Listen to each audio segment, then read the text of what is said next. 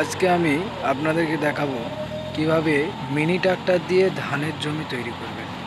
অনেক সময় দেখা যায় যে বড় ট্রাক্টর ঢোকার রাস্তা থাকে না, কিন্তু ধানের আবাদ তো করতেই হবে।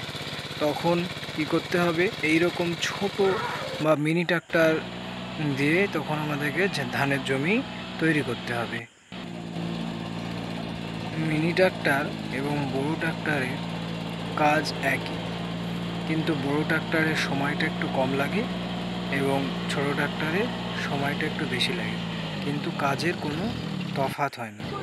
এইভাবে আপনারা অনায়াসেই মিনি ট্রাক্টর দিয়ে ধানের জমি তৈরি করতে পারেন। সেটা আজকে আমি আপনাদেরকে দেখাবো।